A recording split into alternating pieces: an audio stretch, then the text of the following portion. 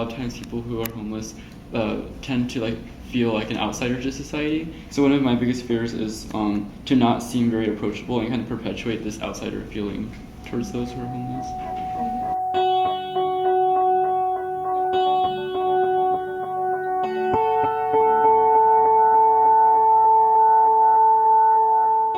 I feel like that's something a lot of us, as terrible as it is, feel though, that there can be no change, at least on our own part, if that makes sense. I think a lot of us feel very small. So I don't know who is pointing our eyes to make us feel like that, but I feel like that's something, especially as a young person, with the older generations, talking to our generation, it feels like there's not a lot we can do.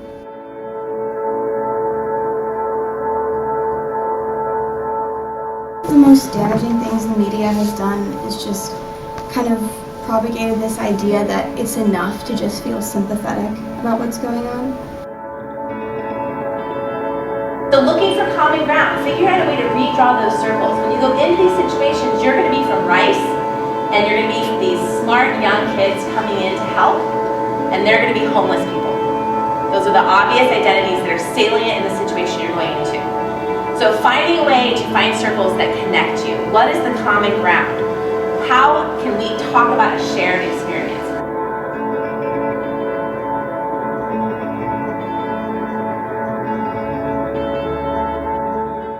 Whenever we actually create this documentary, we need to show that there is something that you can do to change, and not just show the hardships and what they're going through, but empower the people who are going to be watching it to change.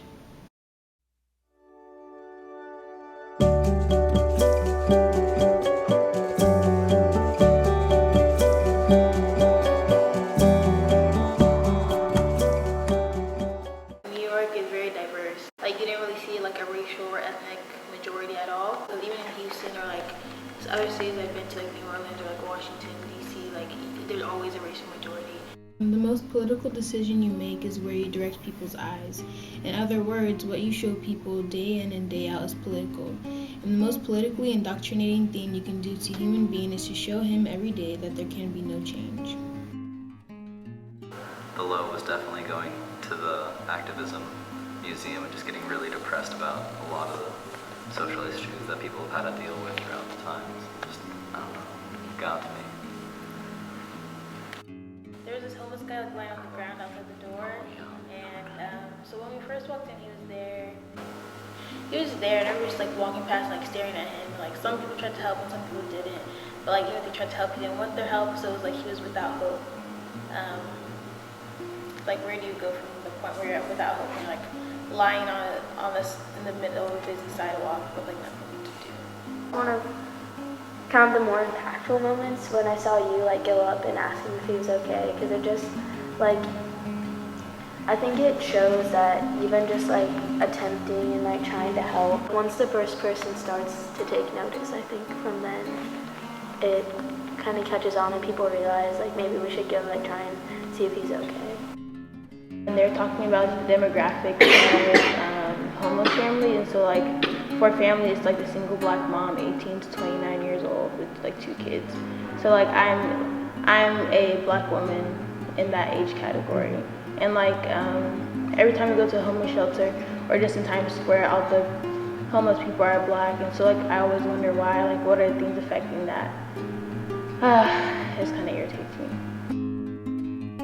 So, the whole chart about how there's so many factors that can trigger the cycle of housing instability, and once you're in that step, it just continues down this road. So it really highlights how a lot of times people do make assumptions, but there's just a myriad of factors that could trigger this continuous cycle. At least the moment that stood out to me today, it was actually several moments, but it was from today when we were helping to wash the dishes and stuff at St. John's, and so what I noticed is that simply making eye contact and a smile with them means a lot. And we talked to a lot of people because they would come and talk to us, but I was really amazed by just I think they assumed that we would look away. And if you just make eye contact, they just light up. It's incredible. What we are doing isn't going to make a huge dent in homelessness. We're not really changing the world, but what we are doing is like we're giving those, 60, 70 people who come in for a meal or something, we're the ones who are giving them that food and giving them like what they need that day. It doesn't make it any less like meaningful or important. It also impacts us individually, gives us a set of values, and also it can impact on the work that we want to do in the future.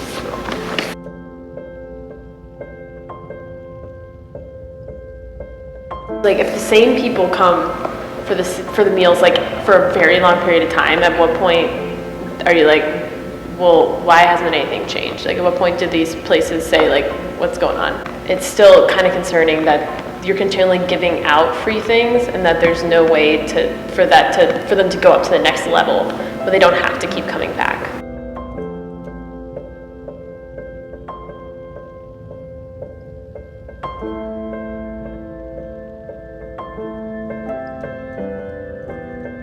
A man, he came up, I think you and me were there, and he was talking about how he'd just gotten off of his late shift. I was like, how are you doing? He's like, I'm so tired.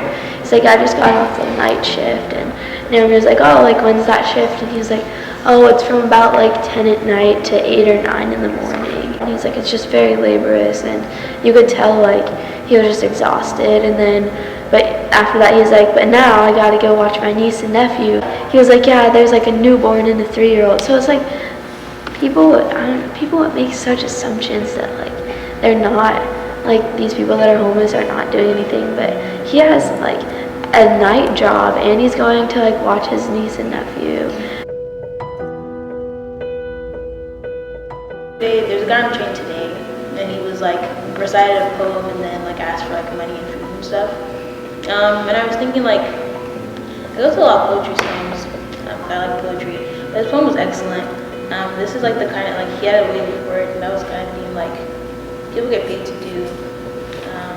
So first it was sad that this guy is very intelligent. If he had had the opportunity to be properly educated, he could have done something like that. And second of all, that he had to put on a performance to get people to hear his voice. Also really sad.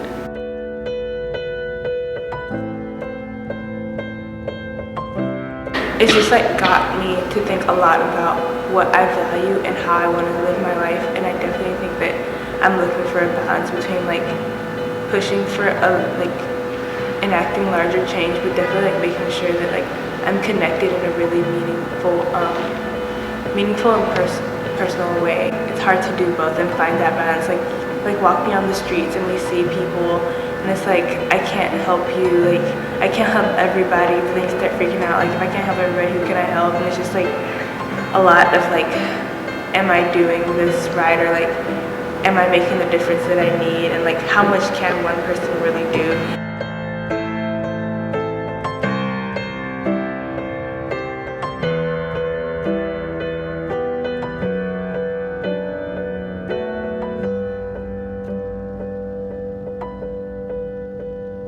I know there's always going to be social issues, and so that itself can feel kind of daunting and overwhelming, that we'll probably never have a society that's 100% equal, because there's newly evolving issues every decade. But at least all the ones that we tackle, there's people that are going to be very passionate about it, and people that will push for change and really make an impact over the years, even though it sometimes seems like individuals can't change much. It really shows over time that they can change a lot.